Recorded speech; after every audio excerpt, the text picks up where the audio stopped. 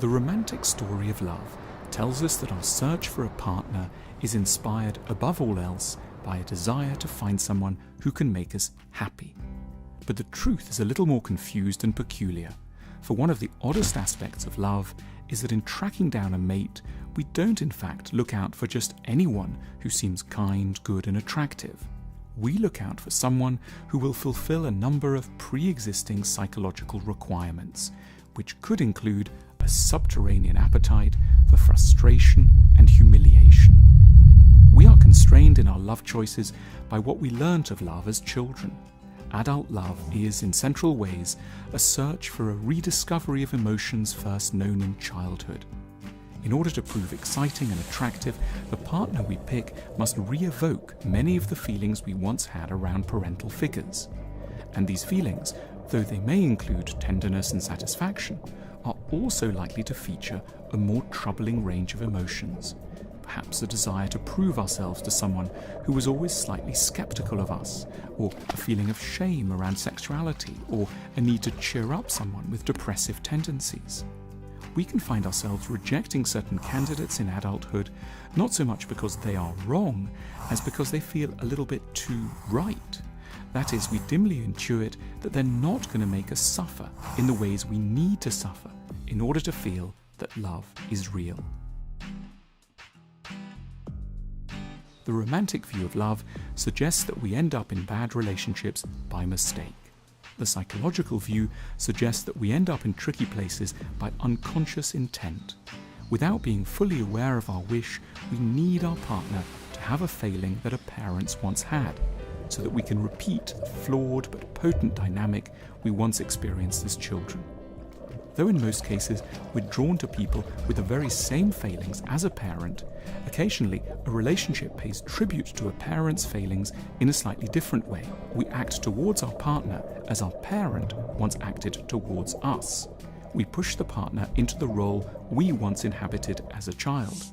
We may leave our partner uncertain of where they stand or deeply aware of their inadequacies. We may shout at their failures or complain of their inadequate performance in the eyes of the world.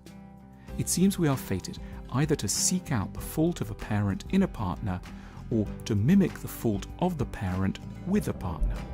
Either way, the fault of the parent remains central to our love choices. Without it, we may simply not be able to feel passionate or tender with someone. We might imagine we would only be attracted to admirable traits, to perfection, to very positive things about another. Yet just below the conscious radar, it is the failings that lure us in. Because we don't automatically see what we're doing, it can be helpful actively to try to compare past and present. For example, to reflect on how a parent made us feel, and then to audit how we often feel around a partner.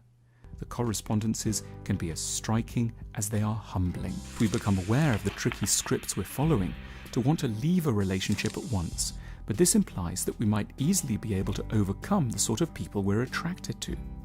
A less dramatic but still hopeful strategy is to try to deal more successfully with our compulsions within an existing relationship.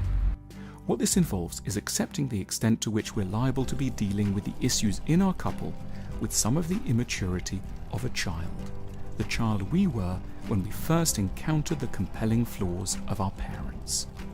We should feel sympathy for ourselves for facing a double challenge in love.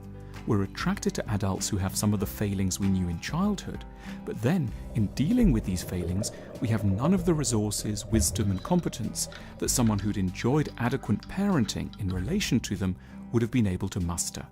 The failings we're most attracted to become those we're least set up to deal with. We love a slightly distant person, but we can't deal with the silences. We're drawn to free spirits, but we can't deal with the attendant anxieties. In other words, our emotional legacy doesn't just involve an attraction to certain failings, it also involves a style of responding to these failings that's stuck at the level of traumatized childhood, and typically involves panic, terror, cold withdrawal, projection, shame, and obsessive rigidity. We should undertake an unusual thought experiment to imagine the responses that an ideal, mature person might display in relation to the challenges we face. We should imagine what the mature person might do in relation to a partner who was often working, or who made them feel ashamed of sex, or whose career was in decline. A mature person wouldn't be pleased or unfazed, but they would have the inner skills to navigate the rocks calmly. They would resist jealous rages or silent sulks.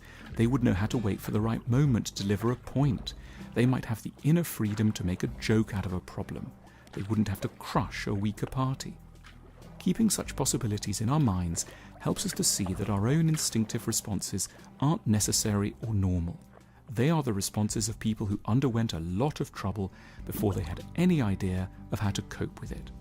We should create a zone of possibility in which we can regularly imagine having a different and more constructive response to our partner's oddities.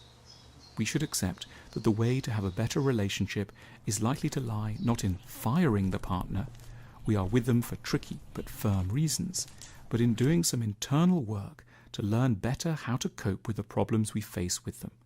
We can come to accept that being uncomplicatedly happy in love was never going to be our leading psychological possibility, given our childhoods, but that we may gradually learn to make our peace with character traits in our partners that are as troublesome as they are compelling.